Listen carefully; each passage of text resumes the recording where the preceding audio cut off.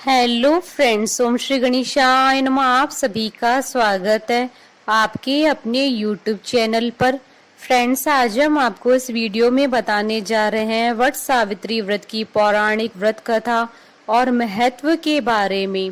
Friends, video शुरू करने से पहले आपसे रिक्वेस्ट है, अगर आप हमारे चैनल पर नए हैं और आपने अभी तक चैनल को सब्सक्राइब नहीं किया है तो प्लीज सब्सक्राइब कीजिएगा चैनल को, साथ ही प्रेस कीजिएगा बेल आइकन को, जिससे नए वीडियो से रिलेटेड नोटिफिकेशन आपको तुरंत प्राप्त हो सके। और वीडियो पसंद आने पर वीडियो को लाइक और शेयर जरूर कीजिएगा ताकि सभी भक्तों को इस वीडियो का लाभ प्राप्त हो सके। और कमेंट बॉक्स में ओम श्री गणेशाय नमः जरूर लिखिएगा। वट सावित्री व्रत ज्येष्ठ मास की कृष्ण पक्ष की अमावस्या तिथि के दिन मनाया जाता है। महिलाएं इस दिन वट सावित्री का व्रत अखंड सौभाग्य, कल्याण की कामना और संतान प्राप्ति के लिए करती हैं। वट सावित्री अमावस्या के दिन सावित्री ने यमराज से अपने पति सत्यवान के प्राणों की रक्षा की थी। हिंदू धर्म में वट सावित्री अमावस्या सौभाग्यवती स्त्रियों का महत्वपूर्ण पर्व है। इस व्रत को ज्येष्ठ कृष्ण त्रयोदशी से अमावस्या तथा ज्येष्ठ शुक्ल त्रयोदशी से पूर्णिमा तक रखने का विधान है। मान्यता है कि वट सावित्री व्रत करने से पति दीर्घायु और परिवार में सुख शांति आती है। पुराणों के अनुसार वट वृक्ष में ब्रह्मा, विष्णु और महेश तीनों का वास होता है। इस व्रत में वट वृक्ष के चारों ओर परिक्रमा करके सौभाग्यवती स्त्रियां रक्षा सूत्र बांधकर पति की लंबी आयु की कामना करती है। वट सावित्री व्रत में वट और सावित्री दोनों का ही खास महत्व माना गया है। वट सावित्री व्रत के दिन वट वृक्ष की पूजा का विधान है। इसके साथ ही महिलाएं सत्यवान, सावित्री और यमराज की पूजा भी करती हैं। व्रती महिलाओं को इस दिन सत्यवान और सावित्री की कथा को विशेष तौर पर पढ़ना या सुनना चाहिए। फ्रेंड्स, अब आइए आरंभ करें वट सावित्री व्रत की पौराणिक कथा। देवी पार्वती जी ने कहा, हे देवताओं के भी देवता, जगत के पति शंकर भगवान, प्रभास क्षेत्र में स्थित ब्रह्मा जी की प्रिया जो सावित्री देवी है, उनका चरित्र आप मुझसे कहिए, जो उनके व्रत का महात्म हो और उनके संबंध का इतिहास हो, एवं जो स्त्रियों के पतिव्रत्य को देने वाला, सौभाग्यदायक और महान उदय करने वाला हो। तब शंकर भगवान ने कहा, हे महादेवी, प्रभास क्षेत्र में स्थित सावित्री के असाधारण चरित्र को मैं तुमसे कहता हूँ। हे माहेश्वरी, सावित्री स्थल नामक स्थान में राजकन्या सावित्री ने जिस प्रकार से उत्तम वट सावित्री व्रत का पालन किया। भद्र देश में एक धर्मात्मा राजा रहता था जो सभी प्राणियों के हित में तत्पर रहता था। उसका नाम अश्वपति था।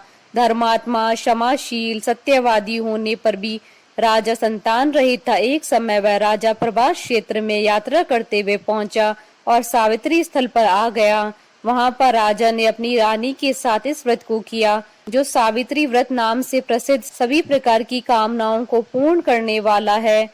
भूर्भुवस्व इस मंत्र की साक्षात मूर्ति बनकर स्थित श्री ब्रह्मा जी की प्रिया सावित्री देवी उस राजा पर प्रसन्न हुई। कमंडल को धारण करने वाली वह सावित्री देवी दर्शन देने के बाद पुनः अदृश्य हो गई। लेकिन देवी के दर्शन के पुण्य से कुछ दिनों के बाद राजा अशोपति के घर देवी के समान रूप वाली कन्या का जन्म हुआ, जो देवी सावित्री के अंश से उत्पन्न हुई थी। देवी सावित्री की प्रसन्नता से प्राप्त तथा सावित्री की पूजा करने के बाद उत्पन्न कन्या का नाम भी सावित्री रखा गया।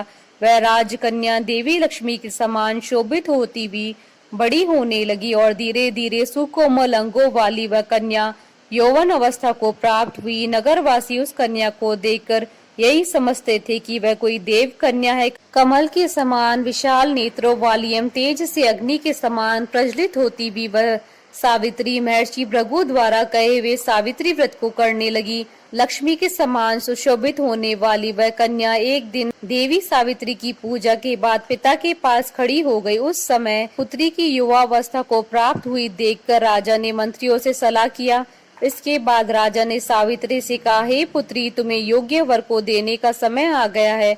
मुझसे कोई तुम्हें मांगने के लिए भी नहीं आता और मैं भी विचार करने पर तुम्हारी आत्मा के अनुरूप वर को नहीं पा रहा हूँ। अतः हे पुत्री, देवताओं के निकट मैं जिस तरह से निंदनीय ना हूँ वैसा तुम करो।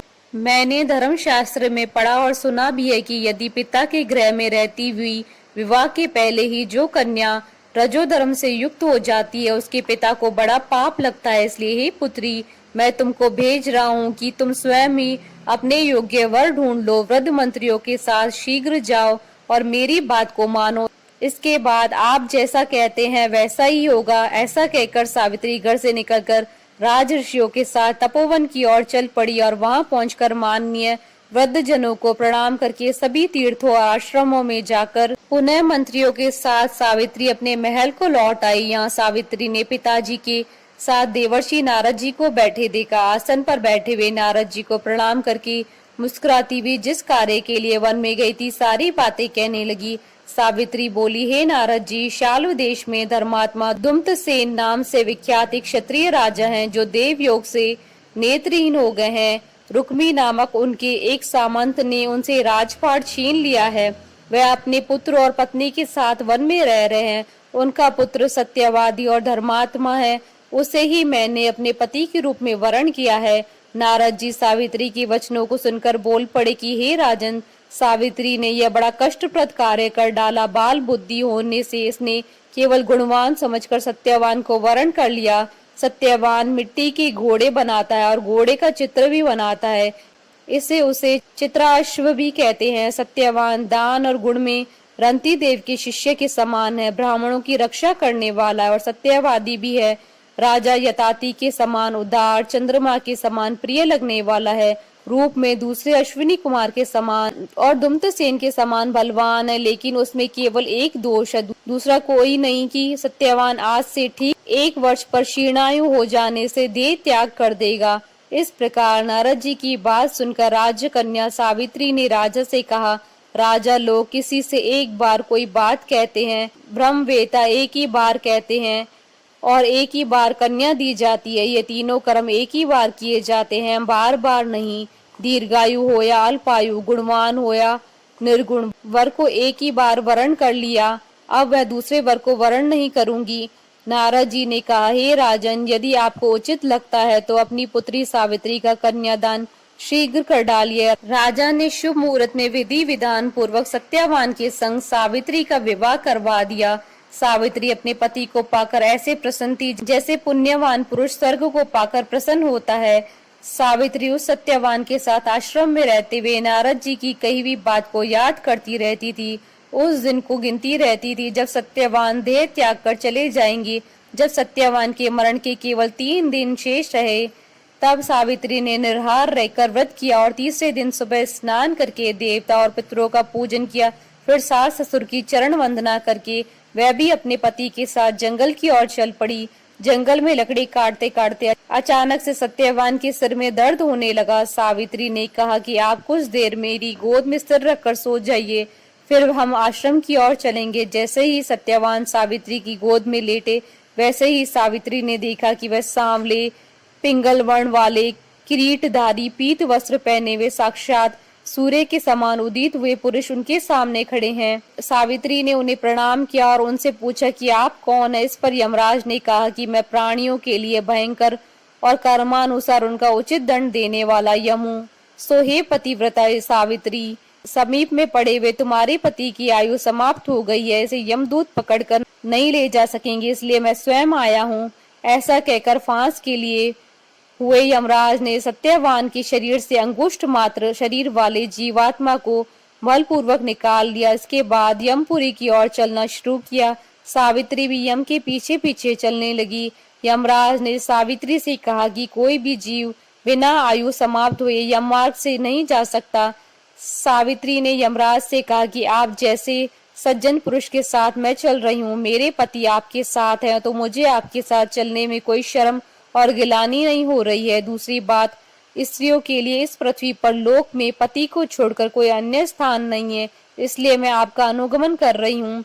सावित्री की मधुर बातें सुनकर यम ने कहा कि मैं तुम्हारी बातों से प्रसन्न हूँ, इसलिए जो इच्छा हो वर मांग लो। सावित्री ने तब यमराज से अपना खोया हुआ राज्य, सास ससुर की आंखों की रोशनी और 100 पुत्रों का वरदान मांग लिया। अपने वरदान के जाल में फंसकर यमराज ने सत्यवान की आत्मा को मुक्त कर दिया और सावित्री को लौटा दिया। सावित्री पति के साथ अपने आश्रम लौट आई। सावित्री ने सावित्री देवी का व्रत किया, जिसके प्रभाव से उसके सास ससुर की आंखों की रोशनी लौट आई।